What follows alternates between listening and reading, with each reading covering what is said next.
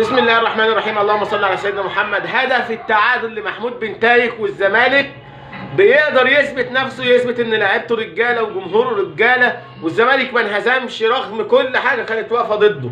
بن شرقي اول لمسه ليه بهدف، ومع ذلك لعيبه الزمالك الرجاله ما تهزتش وقدرت انها تقف على رجليها لحد ما تتعادل. وشفنا كلنا ناصر منسي اول لما نزل والاهلاويه بيتريقوا، بيقول لك الزمالك هيعمل ايه بناصر منسي، وناصر منسي مش هيقدر يعمل حاجه. وشفنا عمر جابر لما خد الكره من ناصر بعد المراوغه اللي عملها لدفاع النادي الاهلي كله، واقف بيتفرج على ناصر منسي، وعمر جابر بيلعب الكره العرضيه عشان محمود بن تايك يسجل هدف التعادل لنادي الزمالك. ماتش النهارده مش بس الزمالك كسبان، ان هو كسر غرور الاهلي بالصفقات القويه اللي عملها. وتخيلوا معايا كده يا زملكاويه، لو كان الاهلي كسب بهدف بن شرقي كان التحفيل هيبقى عامل ازاي؟ ولكن ربنا ما يرضاش بالظلم. وشفنا الحكم تغاضى عن ضربة جزاء للزمالك، وشفنا الضغوطات اللي على جماهير وعلى لعيبه نادي الزمالك من الاعلام ومن النقاد ومن كل الناس اللي ضد الزمالك. حتى جمهور الاهلي كله كان بيقول لك الزمالك هيتغلب بسكور والزمالك احسن ما يروحش، ولكن لعيبتنا رجاله. ناصر منسي لازم ياخد حقه بعد كده. اللاعب اللي بينزل كل ماتش يغير لك نتيجه المباراه، اللي جايب 6 اهداف، اللي قدر النهارده في كوره بس. ناصر منسي مش احرف من الجزيرة، ولكن ناصر منسي بيضغط على نفسه، بيضغط على دفاع المنافس بتاعك وعلى حارس المرمى طول المباراة، بيلعب على كل كرة بمنتهى الحماس. والنتيجة ان هو ربنا كرمه النهارده وكان سبب في ان هو يشارك في كرة الهدف. وعمر جابر الجناح الباك المدافع اللي بيقيم بواجباته على اكمل وجه دفاعا وهجوما، ربنا بيكرمه النهارده بالاسيست بتاع الهدف. ومحمود بن تايك اللي بيحرز الهدف الاول ليه مع نادي الزمالك، هدف رد الكرامه وهدف رد الشرف قصاد النادي الاهلي وقصاد بن شرقي.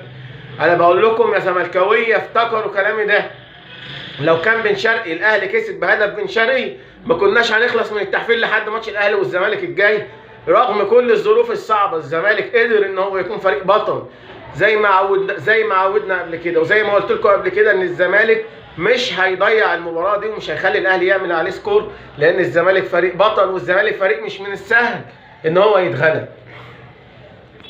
والنهارده الحكم تغاضى عن ضربه جزاء واضحه جدا، لمسه يد، ما راحش يراجعها في الفار. وعايزين نشوف بقى اللقطات التحكيميه دي يا كابتن حسين لبيب، وراي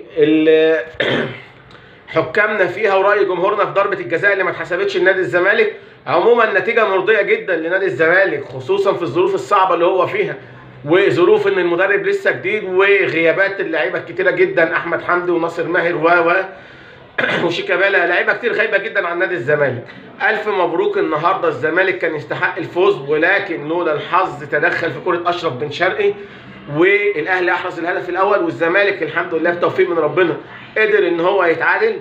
بشكر كل لعيبه الزمالك اللي كانوا رجاله النهارده، عواد وحسام عبد المجيد وعبد الله السعيد لما نزل في وسط الملعب في اخر المباراه عمل اداء 10/10، وقدر ان هو يخلي الزمالك يمسك كوره وصنع كذا فرصه، وكان على وشك الزمالك ان هو يحرز من كرات عبد الله السعيد واسيستات زيزو اللي كان مموت النهارده وبيرد على كل الناس اللي بتشكك في زيزو. الف مبروك لرجالتنا. صحيح الزمالك كان يستحق الفوز، ولكن انتوا عملتوا اللي عليكم بزياده وقدرتوا ان انتوا تفرحوا جماهيركم.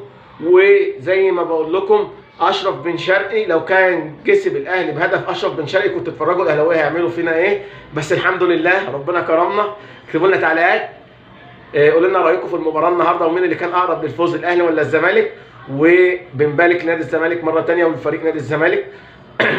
مباراه قويه بيأديها نادي الزمالك، وبتثبت ان الزمالك ان شاء الله في الماتشات الجايه هيبقى قد المنافسه، وهيقدر ان هو يفوز ببطوله الدوري ان شاء الله، او على الاقل يفوز بالمركز الثاني عشان يشارك في دوري ابطال افريقيا.